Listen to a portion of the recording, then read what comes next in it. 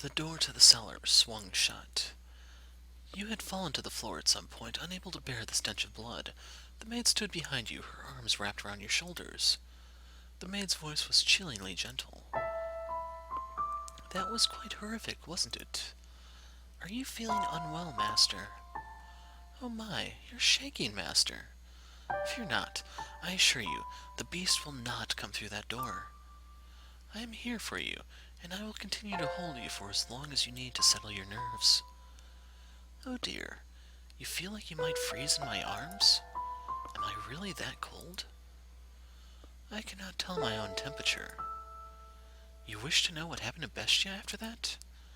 I could open the door once more and show you. But I have no intention of knowingly tossing you back into the den of horrors. He lost the rest of his humanity, becoming wholly beast.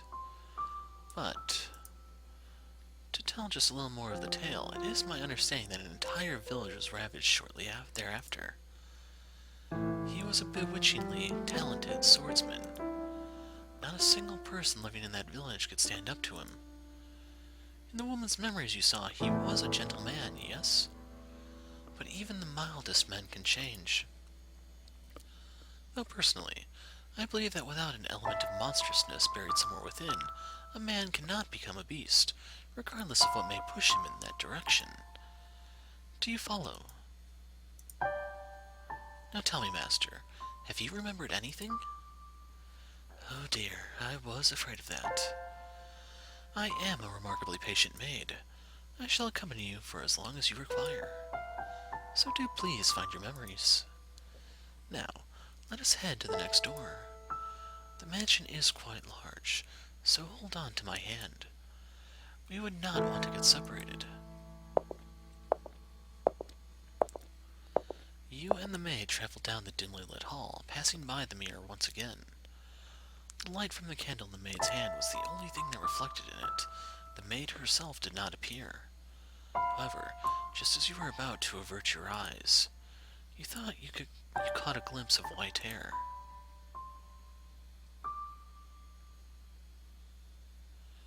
You heard a voice echo in the darkness, and when you turned to face the mirror again, the glass was the color of obsidian, as if it had been painted over. The voice seemed to be coming from beyond the mirror. The maid did not turn back, evidently having not heard anything. You.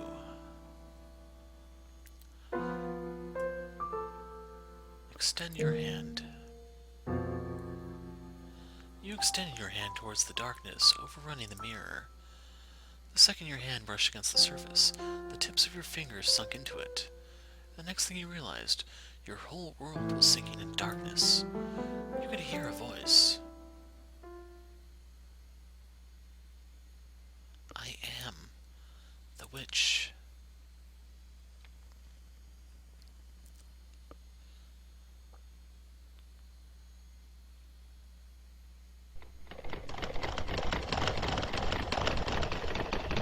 It's getting foggy. Looks like it might rain. Maybe we should take a little break. You want to keep going? Oh, alright then.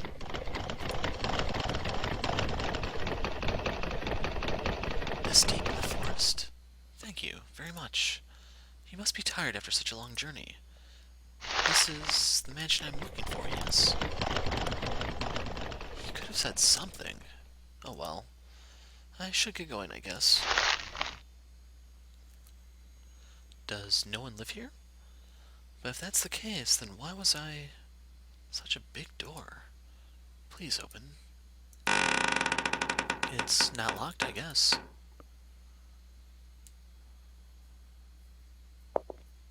I wonder if the window's open. Darn, not hitting a light. Hello? Is anyone there? Please don't tell me it's actually abandoned. I suppose I can't know without looking around a bit more. What do we have here? Drapes? I see a little light beyond. It's so pretty. It looks like an angel. Why would someone cover this up? It's beautiful. With a little more light, it'd be... Please do not touch the drapes. Or the windows.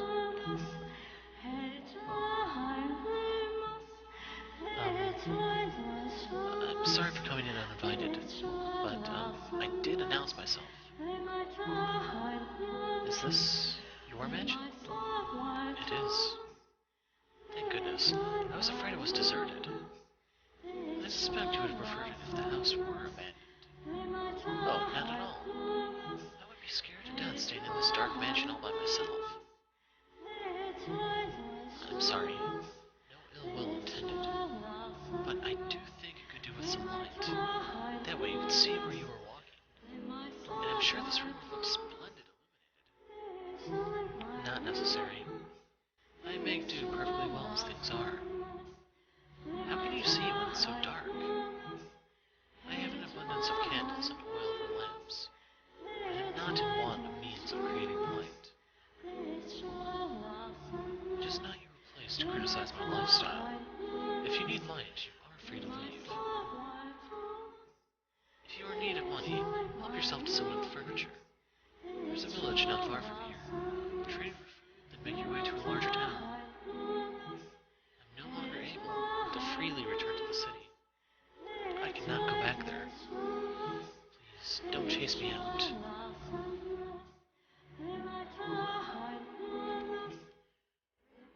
I see. And do you ask this of me, aware of how people refer to this mansion? They say that a witch lives here. Not merely a witch, a cursed witch. If you remain here, you too shall likely suffer your own destruction.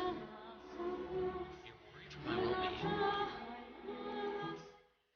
Witch or not, my mind is made up. Which will strike you first, I wonder, regret or the curse? You seem to be doing just fine. It's only a tale. The witch is real, very much so. It is not a legend nor a fairy tale. The witch's name was Morgana.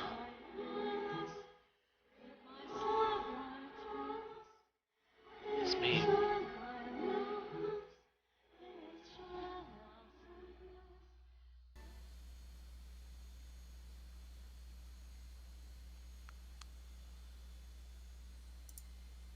What was that? Giselle? Oh my, what is the matter, Master? Why are you just standing in place? There's nothing there. The maid did not seem to have seen anything. He made to ask her about the scene you had just witnessed. Master, you look like you've seen a ghost. What is the matter? How about a little rest before we move on? You do not wish to remain here? Still not fond of mirrors. Yes, now let us be off. I too dearly wish for you to return to your old self as soon as possible, Master. If your desire is to push onward, then I could hardly be happier. Now, follow me. You followed the maid's lead, returning to the living room. From there, you climbed a set of stairs, your hands sliding through the dust that had settled on the ebony railing. When you stepped out of the side of the mirror, the maid returned to normal. You had been on the verge of remembering something, but you were no longer in a position to be concerned about such things, for the chill in the air within the mansion seemed to have intensified. Standing at one end of the long corridor, you asked the maid, "When was the mansion built? I would imagine you know more about that than me, Master." "Yes, I know. You have not yet regained your memories. I was simply teasing you. I've been a servant of this house for many, many years. The truth is, I do not know everything about it. All I know is that the mansion is cursed, and that it has brought misfortune upon its residents, since times of old. I can make a conjecture as to when it began, but I believe you should figure it out for yourself, Master. There is no guarantee my perspective is the correct one. Now, let us proceed." You and the maid traveled down the dimly lit corridor. While the layout of the house was the same as the eras of the flaxen-haired boy and the beast's bleak color. While the layout of the house was the same as in the eras of the flaxen-haired boy and the beast, the bleak, colorless gloom felt incredibly dreary. On the wall, partway down the hall, hung a painting. The painting, which depicted a beautiful landscape, was oddly entrancing, but you did not have time to appreciate the artwork. Your hand in the maid's, you passed by the painting. Before long, a door came into sight at the end of the hall. This door is what I would like to show you next, Master. Listen closely. Do you hear the voices? Lively but rough, energetic but coarse. What lies beyond this door is neither a period of elegance and abundance like the first, nor one of ruin and savagery like the second. Technology and culture had become quite developed. Cameras and photography had been invented. It was a time of great progress and many breakthroughs. And for that reason, those who lived in it were constantly seeking to try new things. The tale I'm about to tell you is one of a man who wagered everything on his ambitions. I hope that what you see, Master, will stir something in your heart. Now, through the door we go. Please, do not let go of my hand. The maid pushed open the door. Colorful balls bounced around atop a long, dark green table. One man, dressed in black and stained by the billiards table, turned toward the door. The room was inundated with eye-watering cigar smoke, causing you to squeeze your eyes shut.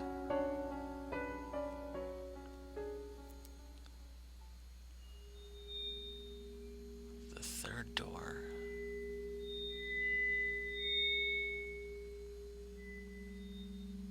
(1869).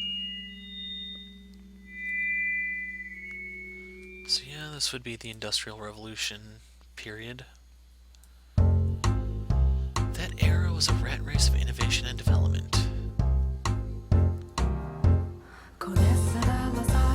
The smoke was so thick you could hardly see more than a few feet ahead of you. I could compare it to a dense morning fog that might give the impression of beauty, and there was little that to be found in this haze. Do you see the silhouettes of several men in the smoky room? The one in the middle, the one looking in your direction, Master, was the present master of the house. His name was Jacopo, and though he dressed in such fine attire, I sincerely doubt he understood how splendid the furnishings left in the mansion truly were. I am a faithful servant of this house, and I would not, for the life of me, dare speak ill of my master. However, this is a time long past. I imagine God would be so kind as to turn a blind eye to a world with honesty. I was not terribly fond of my master back then. He had wavy hair the color of over-dried tea leaves, a piercing gaze, an arrogant smile, and he wore a hat that made him look rather haughty. He put his trust only in money, renown, and rank. He loved only the iron and steel that had revolutionized so many industries. I need to figure out how to turn those off. He had not the slightest bit of love or care for other people. At the very least, that is what I believed at the time. Take a look around the room, Master. Jacopo had remodeled it into a recreation area. The billiards table sat in the center of the room, and the downward-facing lights hanging from the ceiling were special made. The lights shone upon the dark green stand like a stage. Cigars and bourbon-lined glass cases installed in place of bookshelves. The cases were always fully stocked, their contents available to partake of readily. At that particular moment, as he had many times before, Jacopo had invited several friends and acquaintances, and they were entertaining themselves. His wealthy, high-ranking acquaintances had a variety of hair colors, from polished brass to the brown of a baby robin, to the color of sunburned wheat. There was also much greater variation in skin tone compared to the visitors and residents of previous eras. But that was hardly any surprise. The mansion sat upon land inhabited largely by immigrants. What's the matter? What are you looking at? Nothing. I just thought I heard someone say my name. Ain't no one there unless you're seeing a ghost. I don't believe in such nonsense. It's an old house with a long history. Wouldn't be surprised if I had a ghost or two. Well, if the place is gonna be haunted, I'd take a princess over a bloody broad any day. Princess, eh? And when she showed up, you'd have your way with this ghost lady, am I right? Let me impress, son. You jump the bones and she ain't got any to jump. Come now, that's hardly fair. Not much you can even do with a ghost. My God, are you men or children? This is my house. I would rather you didn't talk about it like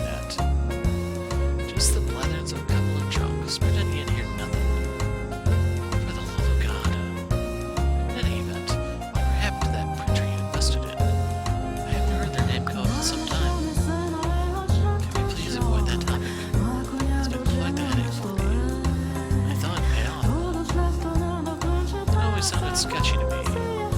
I'd recommend you pull out unless you want to find yourself with nothing left but a nice, fat pile of debt. Could have mentioned that beforehand. This is killing me. The men's deep voices risen near the room. As they imbibed alcohol and puffed on their cigars, they conversed mostly about business and money. Jacopo and the rest of the men were a breed known as investors. You might also call them tacticians.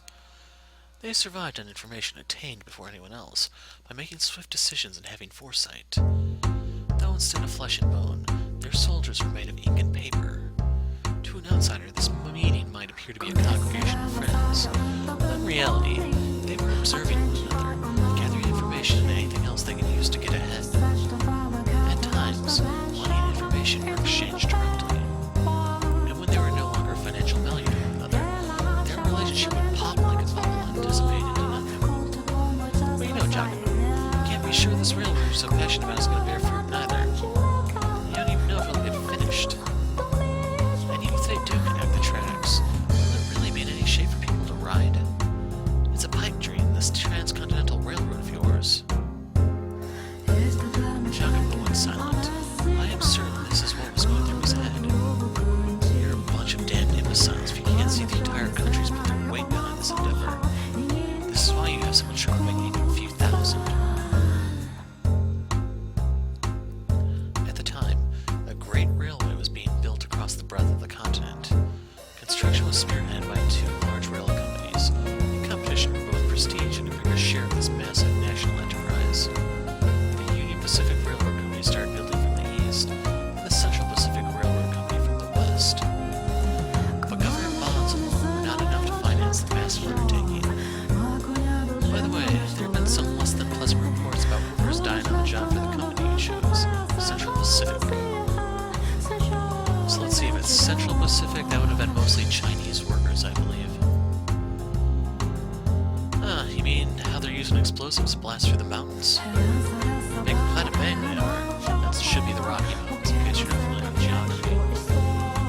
But if this gets me much bigger of a fix, I'm not going to be able to continue construction. You should at least put your money in the more sure bet of the two, the Union Pacific. It'll cost you to hire replacement workers, and if they keep kicking the bucket, you're going to have trouble finding more. In case you're wondering, the Union Pacific would have been hiring mostly the newly freed slaves at the time. So the west side would have been the Chinese immigrants coming from there. The east side would have been the slaves coming from the south.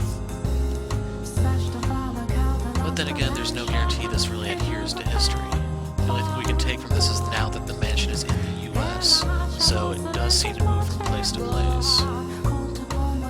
In case you're wondering, the other clue is that there should have been no settlements in North America by the time in Belt Road's time period, so it moves.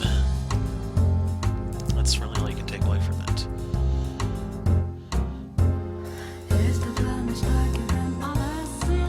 My goodness. And here I thought you had all spines. You think we're gonna run out of workers just because a few ate it? Huh, there's so many we don't even know what to do with them all. There's not a chance that well will dry up.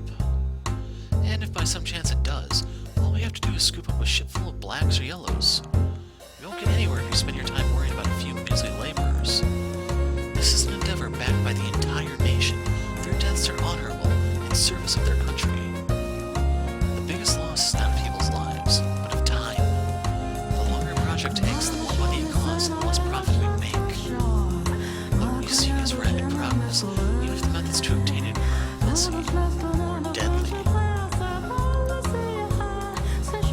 The other men were chuckled uncomfortably at Jacopo's distasteful choice of words.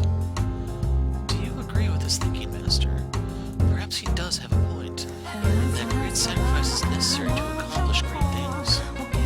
And it is true that tragedy often lies in the shadows of the splendor of times long past.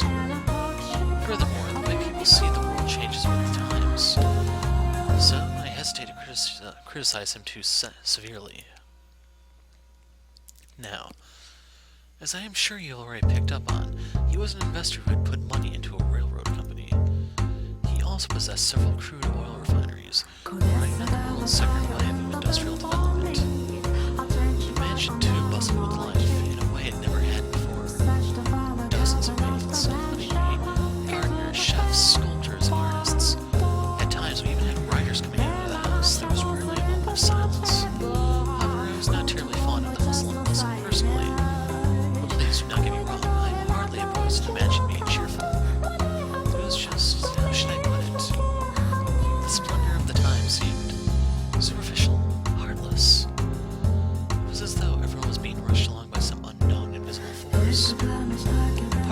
as I expect, caused by the growing divide between those standing at the top and sitting at the bottom.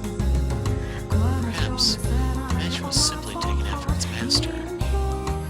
There's no time to waste. Everything is resting upon the success of this project.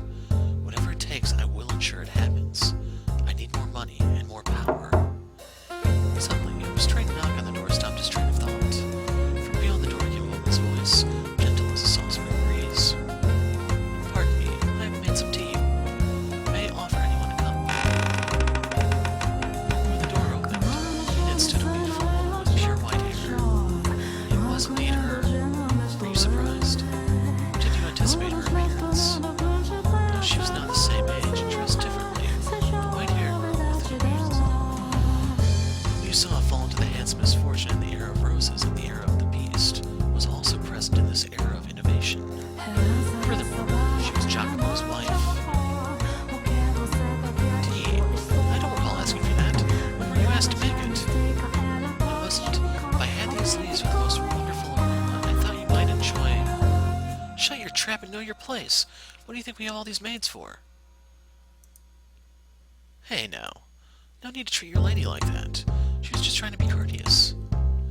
These are my personal affairs. Please keep your comments to yourself. His friends were unsure how to react, but ultimately nobody stepped up to stop Jacopo. They merely shrugged, tossing glances at one another. Jacopo stomped over to the white-haired girl. He then grabbed her by the arm and dragged her from the den. What the hell do you think you're doing? I've told you time and time again to stay away from that room unless absolutely necessary. I'm sorry. I made tea. Shut up about the tea already. You think we're having tea parties and like a bunch of prissy nobles? I'm sorry. If you really feel so bad, don't go in there in the first place. Get the hell back to your room. I meant no harm. It's just, I'm your wife. I thought it would be nice if I could do something. Like I've told you, that's not your job. Don't show yourself in front of the other men. I have nothing else to say to you. Got it. No scram. Sakes alive. First them, now you. It's driving me up the wall. What is it? I told you to get out of here. Right, what? When will you spend time with me next? It's been some time since we last went out together. We don't even have to go out, just having dinner together. How many times are you gonna make me repeat myself, you worthless tramp? Are those ears only for show?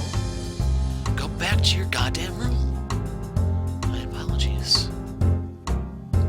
Utterly downtrodden, the white-haired girl made her departure. Such a piteous sight she was. As he watched her go, Jacopo really snorted. Just thinking about the way he behaved, that angers me. I have little fondness for men who do not treat their spouses with respect. So as you can see, the white-haired girl was in hardly a joyous situation. She was devoted to Jacopo and tried to do whatever she could for him, but he not only brushed her aside, he did so in an insulting, deliberately hurtful manner. They were far from picturesque partners. Do you wonder then, Master, why she married him? The answer to that question will come to light in time. For now, let us follow her.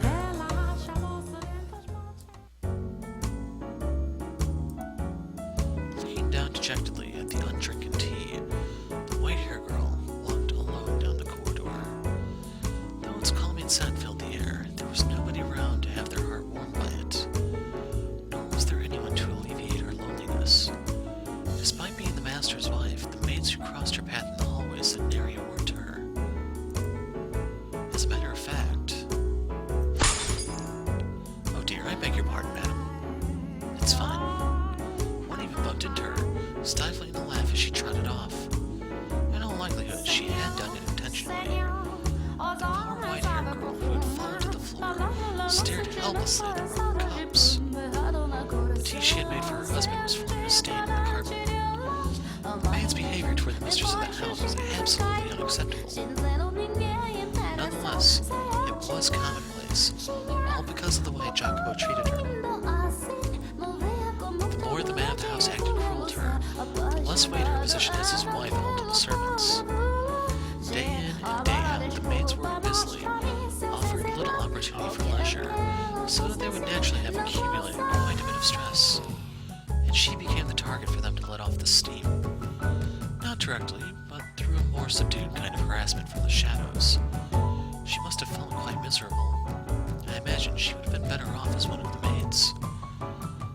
represent in front of others, they showed respect for her as Jacopo's bride. Behind closed doors, they acted very much the opposite. The disparity between the treatment she received from the others, the treatment she was supposed to receive at all times, and the way she was actually treated made the abuse that much worse. And furthermore, as you have seen through the other doors, Master, she was a very reserved young woman. She could neither raise her voice in reprimand nor raise her hand in retaliation. I have to get this cleaned up.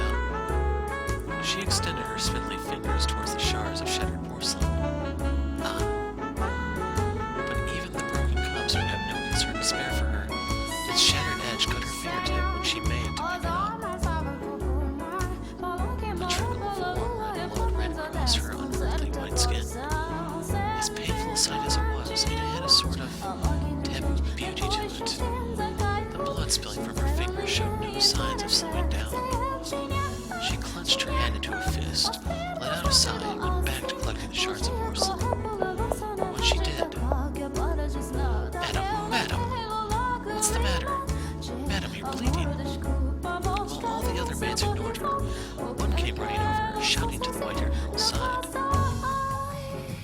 We need to get that cleaned and bandaged up. Oh, you don't need to pick that up? That's not your job, madam. It's all right, Maria. There's not much to pick up. It is not at all right.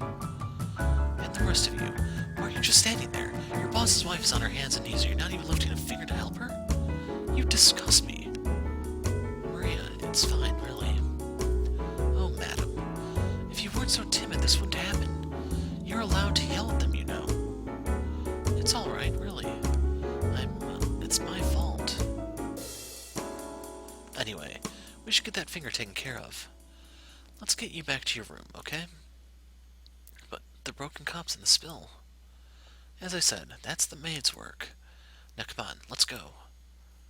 Okay. And the rest of you, get this mess cleaned up. She roared like the wind in a thunderstorm. The other maids stood there dumbfounded, watching as she and the white-haired girl disappeared down the hall. But they were soon frowning and grumbling to one another. She thinks she can act all in high and mighty just because the master is fond of her.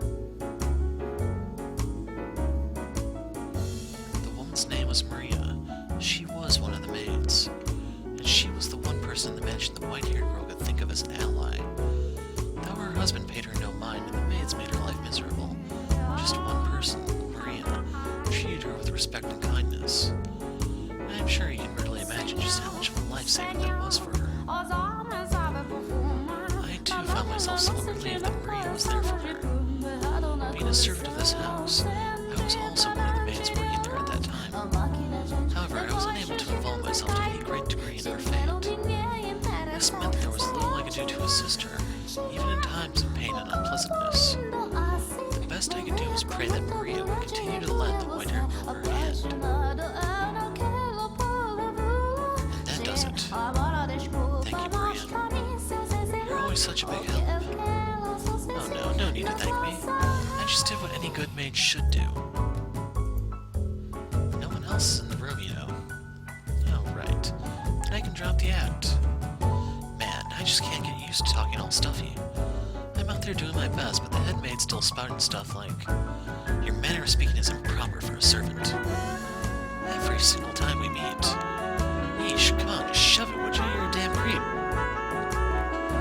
No, you mustn't speak of her like that. Sorry, slip of the tongue. She just kinda gives me the willies, you know. Speaking of, you drop the stuffy talk too, madam. Kinda awkward if only one of us is acting casual, you know. This is normal for me. If I attempted to talk like you, I would freeze up out of nervousness. This is my casual. Fair enough, guess that's what happens when you're raised well. I like it though, it has a very regal feel about it. I don't think my upbringing is the only factor. But you know, upbringing is important. Worth a whole lot more than money, I'd say. I suppose. Thank you, Maria. You're always so compassionate. You betcha. They don't call me the Virgin Mary for nothing. I practically bleed compassion. You know, that might be true. You could very well be the reincarnation of the Mother of God. No, supposed to laugh at that. It's just embarrassing if you take it seriously. Alone in the white-haired girl's room, Maria was acting much more friendly and relaxed as they conversed, as opposed to her no-nonsense attitude in the hallway. The two women were, as you can see, quite close. They had crossed over the wall separating master from servant and built a bond of friendship. And at some point they had begun to speak frankly with one another when no one else was around. Maria was the only person in the mansion whom the white-haired girl felt comfortable being open. I imagine she very much enjoyed these moments of conversation. You wish to know who the head maid was? My. Are you sure you want to ask me that, master? Some questions are better left unasked, for your own good. I have to say, madam, you have the prettiest fingers. Mine are all rough and dry and nasty. You think so? Mine haven't the slightest bit of muscle. They're about as frail as dead branches. Who needs beefy mitts anyway? I still think healthy-looking hands like yours are far more attractive. What's to like about these things? Women all over the world dream of having hands like yours. Slender, feminine, and perfectly cared for. Oh, just looking at them lights a fire in my loins. Makes me want to lick every last one of them. Actually, say, can I lick them? Can I run my tongue up and down all 10 of those sweet little digits? Come on, can I? What'd you say? Stop that, Maria, seriously. I'm just kidding. Oh, Maria. Right. How'd those tea leaves turn out, madam? The ones you imported. All the maids just adore it. They can't get enough of that aroma. I'd sure like to get a taste of it. If you end up with extra, you think you could spare a sip for me? That was, what was in the cups I dropped? What? Really? Well, ain't that a grand shame? And Jacopo wouldn't have any of it? God, why does that man have such a stick up his ass? You went through all the trouble of making it for him, and he was busy. It's not his fault. Busy? You mean playing billiards, drinking bourbon, puffing a damn cigar? It may look to us like they are just making small talk, but I'm certain their meeting has some importance to their business. It was imprudent of me to try to step into the men's world. That's just not right. I mean, you're his wife. Why shouldn't you be allowed into the room? It doesn't bother me. You don't have to pretend. Here's an idea. How would you like some of that tea now? We also have some orange marmalade, which you like so much. Add a scoop of that and a tray of cookies and we'll have the perfect tea time. You're singing the siren song, madam. But you really should be doing that with him. He would not have tea. I suspect he does not like it. I don't want it to go to waste, so... Madam, I know it's none of my business and I have no place at all saying this, but... it's not impossible for a woman to file a divorce these days. You don't have to sit down and take it, not one bit. You're pretty, well-educated, and still young. There's hope, even if you do leave him. There are plenty of other men out there. You aren't obligated to stick with that arrogant jerk. He's just very busy right now. There you go again. There was a time when he was kind. Huh? He wasn't like this when we first met. Back then, he was a little awkward, but a kind man. Him? A kind man? Yes, believe it or not. There was indeed a time. Say, Maria, would you mind giving me a little bit more of your time? I'll make some tea and we can talk. Alright. If you're telling me about when Jacopo was decent, I'm all ears. Indeed. And if the music gets loud again like that, I'm turning it down. As I'm sure you're aware, our parents arranged our marriage. Before I emigrated to this country to be married, I lived in a misty island nation. portraits of my ancestors hung in the house where I lived. I remember as a child wincing in fear at the sight of them staring down at me. My mother and father were constantly telling me to show them respect, as it was their hard work that kept our bloodline alive and well. However, they were fighting an uphill battle to do the same. It would have been clear to anyone responsibly perceptive that our house was coming tumbling down. Valuable furniture and paintings slowly disappeared, and eventually the portraits were gone too. As our house collapsed, so too did my parents' health deteriorate, robbing us of any source of income. And though I was educated, I lacked the skills necessary to obtain work. Just as we were about to run out of money and options, my parents received Jacopo's parents' marriage proposition. Both of our families stood to benefit from the arrangement. I had social status, and he had wealth. We each had what the other lacked. One needs more than money to make it in the world. Without at least a semi-reputable name attached to you, you're liable to get laughed at most social gatherings. I first met Jacopo here, in this country. We didn't even know what the other looked like until our wedding day. To be quite honest, I was scared to death at first. I was so nervous. What kind of man would he be? Was I to be wed to some middle-aged stranger? We were not married because we had fallen in love like a normal couple. I knew I was in no position to be concerned with such things. When I thought about our future, I shook with fear. But the man I saw through my veil at the wedding was remarkable. He was young, had strong, masculine eyes.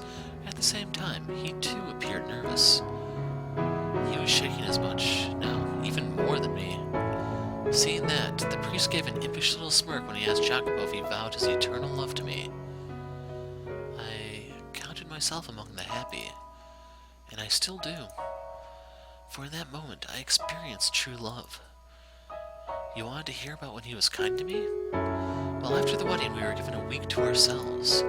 I suppose you could call it a honeymoon, though we didn't take a trip overseas, or even go very far at all. He looked at me with uncertainty and asked, "Where would you like to go?" I beg your pardon?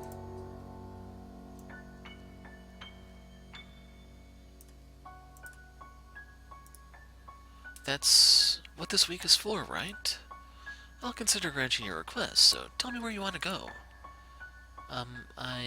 This is all so sudden. Nothing? Well, this whole engagement was spur of the moment. Normally we would have planned a trip in advance, but unfortunately our purpose is served so long as we act the part. You must be disappointed that you have to plan your honeymoon as it's happening. Now, what? Speak clearly.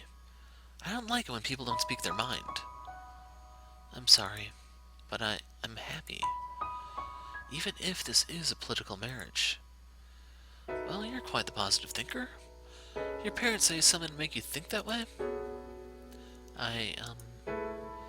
Well, either way, if you're so glad to be in this arrangement, then hurry up and decide on a destination. Though there is a limit to how far we can go. If you want to take a trip, I'll consider it. What, is something funny? It just seemed comical to me that our honeymoon has begun and we're only now deciding where we want to go. Not in a bad way, though. I'm glad our parents didn't arrange everything for us. Perhaps you've heard, but I am quite sensitive to sunlight and not in the best of health. So it would be rather trying for me to spend a full week out of the house. We couldn't go on a trip, but if it's not too much trouble, speak up. Could you show me around town? I'm new to this country and unfamiliar with its customs, and I'm rather afraid to go wandering about on my own. Show you around? Yes. Would that be possible? On a rare bit of time off, you asked me to show you around town? Is that really the most exciting idea you have? I'm sorry. If there's somewhere you would like to go, I am fine with that. I will accompany you anywhere. As if I could drag someone who just prefers to being sickly all over the country. My God, I've lost all interest in the trip. Hello? What are you doing? Go, get ready, now. I beg your pardon? Did you want to go see the town? You will show me around? You're the one who asked. Not like I have any other options, so yeah, I'll show you around. Thank you. Don't just stand there, you dullard. Get a move on. One moment. Wait for me, please.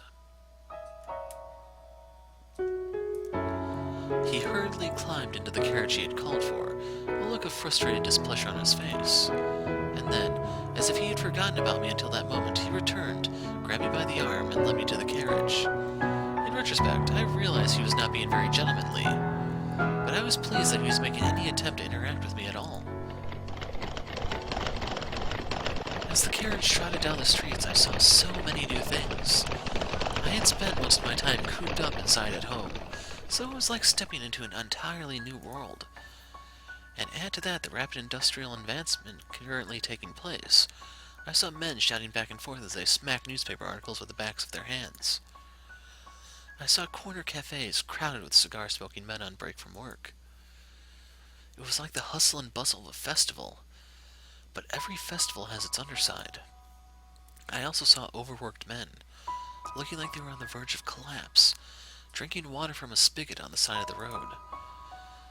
By way of contrast, I wore fine clothing and had a carriage at my disposal. I imagined every day was a struggle for them just to remain afloat.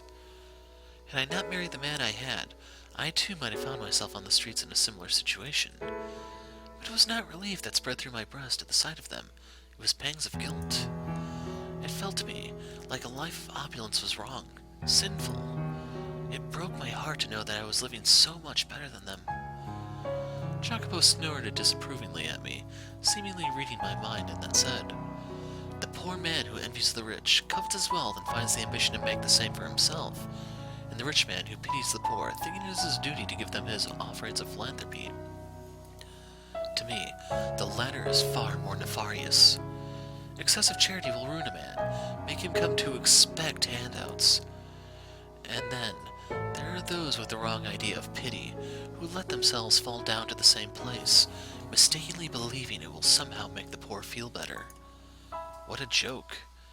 If you're going to do anything for them, you might as well encourage them to climb upward. Spur on economic growth and the flow of capital. Doesn't that sound like the better option?" I say nothing, simply smiling and giving an ambiguous nod. He had a point. My sympathy and guilt meant nothing to people actually experiencing hardship. If, feeling guilty of my own fortune, I acted upon that pity in the way he had described, it would accomplish little more than self-satisfaction. He seemed to have seen straight through to my very core. This was a man who had built his own fortune through investment, which I imagine required him to be rather astute. But doesn't a world where everyone is constantly trying to climb higher and higher sound rather exhausting? I personally would prefer to be in a position where I could watch, if only from a distance as others climbed. But obviously I could not say as much to him. Sometime later, the carriage came to a stop in front of a shop. As I looked at the building perplexedly, he gestured to the door with his chin, signaling for me to get out. Lost and confused, I stepped down from the carriage, and before he spread me a showcase behind a large glass window. However, lined up in the case were not precious metals or expensive clothing, but machines. At first, I had no idea what kind of devices they were. Have you never had your photo taken before? No, I have had a portrait painted, though. Are these machines for taking photographs? A portrait, eh? Why am I not surprised? I did not mean to boast. Go on, get in. Please, wait for me. The owner came out to greet us with a wide smile as we entered the shop. Well, if this ain't the strangest thing I've seen all day. You bringing a lady, and a real looker at that. Where on earth you catch this pretty little thing? She's my wife. Well, I beg your pardon. I'll be a monkey's uncle. Just goes to show you never know where the cards may fall. You make it sound like my getting married is some kind of miracle. I always saw you as one to choose money over love, sir. Oh, pardon me, this isn't appropriate to say in front of your wife. Do you often come to the shop? On occasion, I need some things from here time to time. I see. There you go, smirking again. What's so funny? going to have our photo taken, yes? I'm so nervous and excited. I've never had one before. And have it taken side by side with you. What are you talking about? Pardon? Who said we were getting our pictures taken? And side by side, please? You're sending shivers down my spine. What? This is a photography shop. Hey, shopkeep. The product I contacted you about, is it ready? Oh, yep, sit tight, I'll be right out. You take a seat. There's a chair over there. What?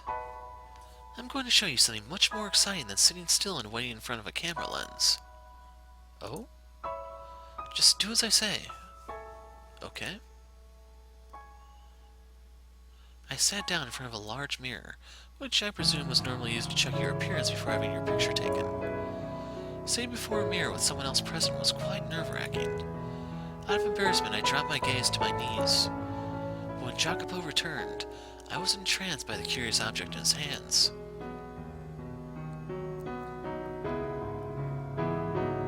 What is this? Do you know what persistence of vision is? The human eye does not perceive the world 100% accurately. This is especially true for objects in motion. It remembers images for a short time, so if you put a new image in the same place, your eye perceives it as in motion. Seeing for yourself will be faster than explaining it. You see the slits in the disc? Look through the bottom one and into the mirror. Okay. Good, just like that. Bring your head in close. Here goes.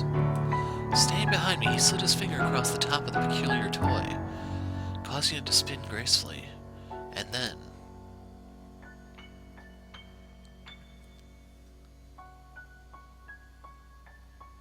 Ah. So what do you see? They're dancing. A man and woman are dancing. Sounds like you're not having any trouble seeing it. Are they dancing well? Yes, yes they are. It's the most adorable thing. What? Adorable? That's funny. I asked to have it modeled after a ballroom dance. Yes, it's a very elegant dance. But you see, they're small like little dwarves, which I thought was kind of cute. And they seem so close, going around and around without ever letting go of each other's hands. This is incredible. Why does it look like they're dancing? They were all lined up in a row a few moments ago. Goodness, I just explained that to you. It's playing a trick on your eyes. What you're seeing is lots of different pictures in a short period of time. To put it in words you might understand better, it's an illusion. Your eyes are being fooled into thinking the image is moving. An illusion? But they're dancing. They really are. And they look like they're having a wonderful time. Are you sure it's an illusion and not something else? To me, it does not seem to be. I cannot see it as anything but two tiny people dancing. That's how it works. Reach out your hand and try to grab them. You won't be able to. You're right. That's a shame. I didn't think you actually would. But it's the most precious thing. They look as though they're dancing atop my palm.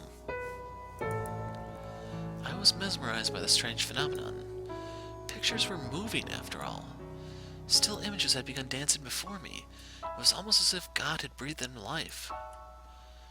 He called it an illusion, but I could not grasp that. It was such an adorable, heartwarming sight. I imagined the two were off living in some other world, separate from our own. They looked so happy. I was almost certain that they were off dancing in their joyous world, free from all the sorrow and loneliness and pain of this one. Eventually, the speed at which they danced began to slow, as if they were resting their legs. I almost thought I could hear the sound of their feet with each step.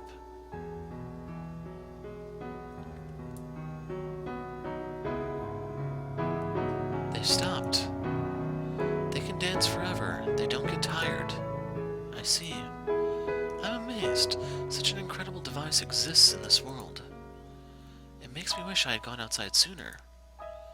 I'm sure someone from as distinguished a house as yours had seen plenty of amazing things with your family.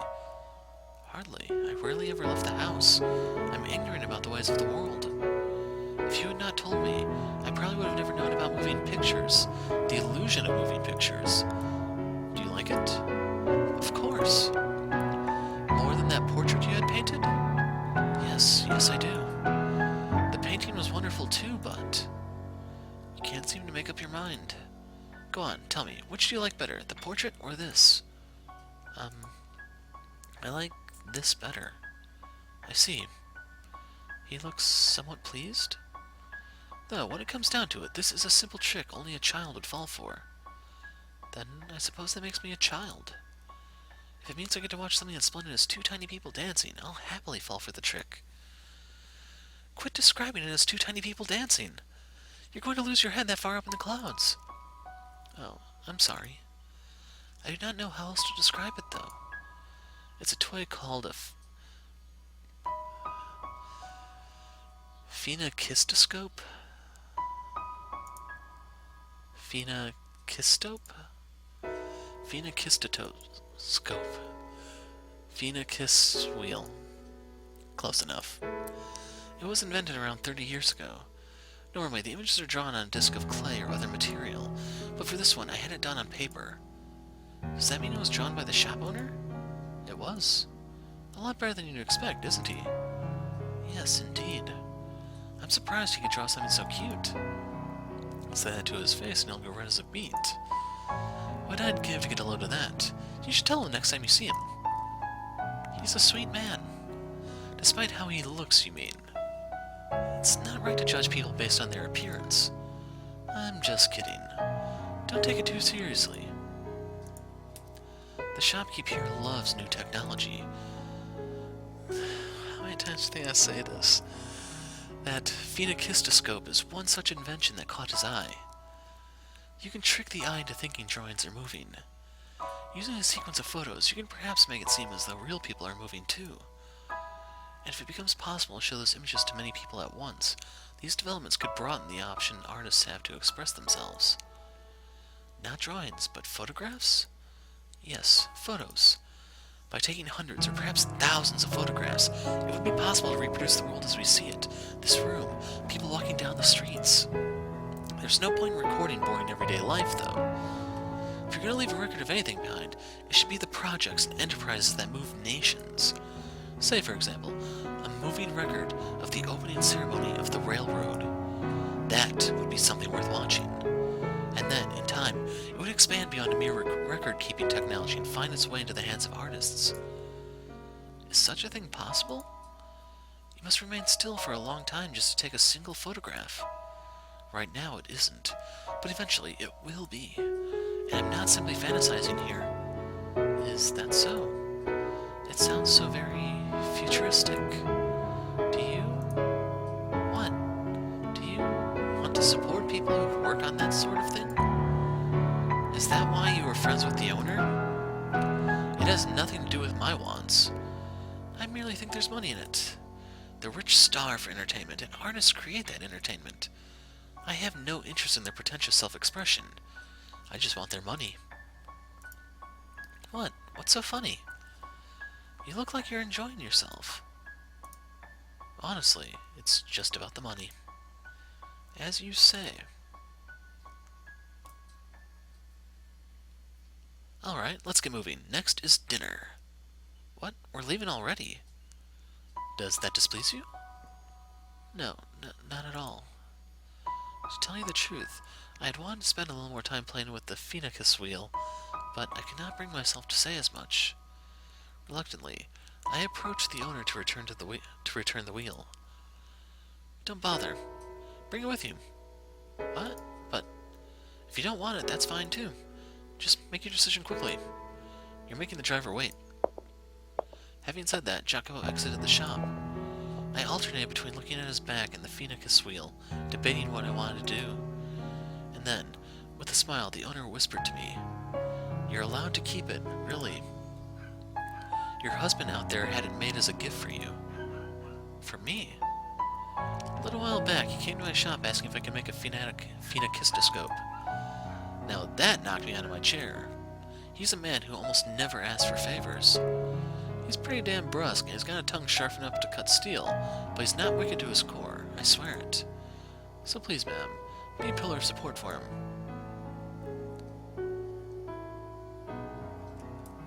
In that moment, the Phenakis wheel became a precious treasure to me.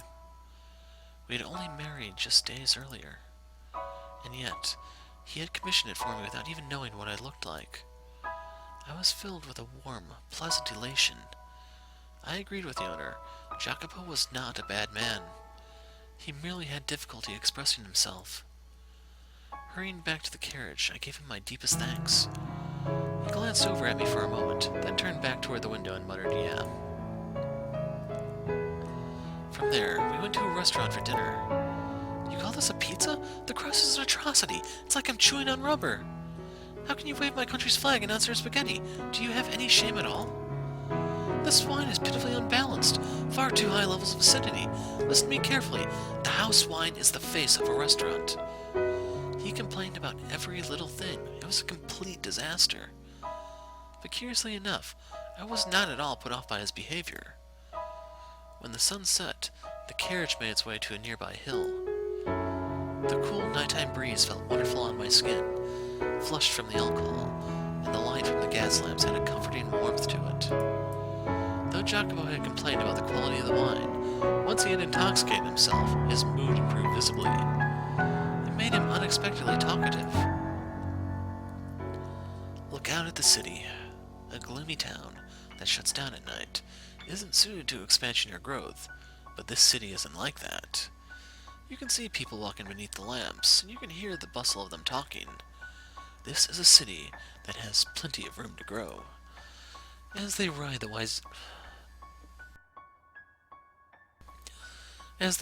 rising wave of the economy, many, many more people will gather here.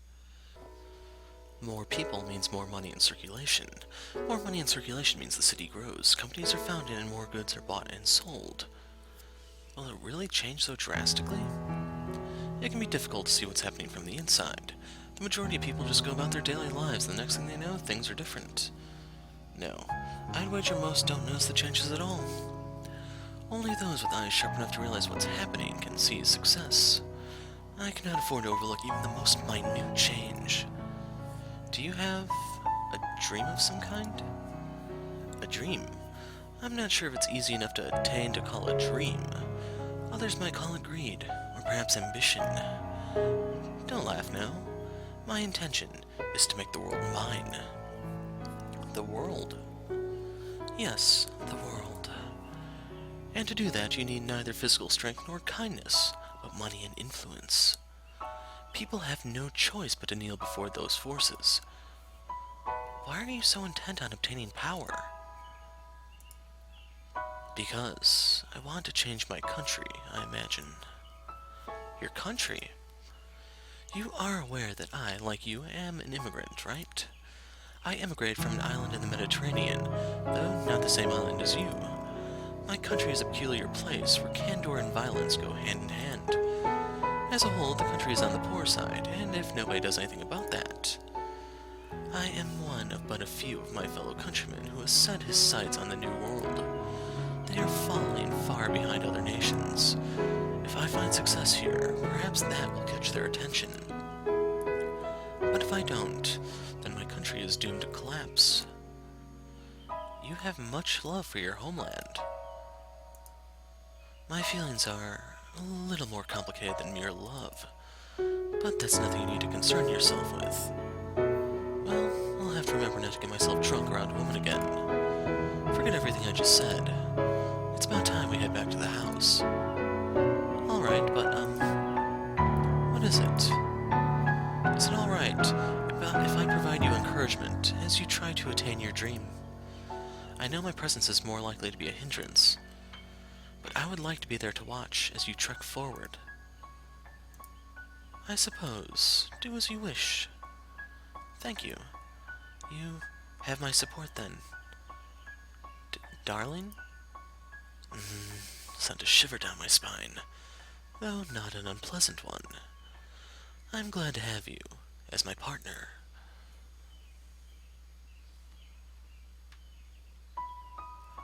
I was, without a doubt, happy then. His smile, the things he said, the phoenicus wheel he gave me, they were all undeniably real. And those memories give me the will to wait. For the day things go back to the way they were. They allow me to believe.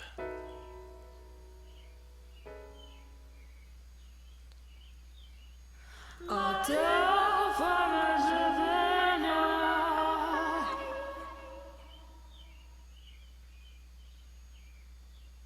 that's a new soundbite.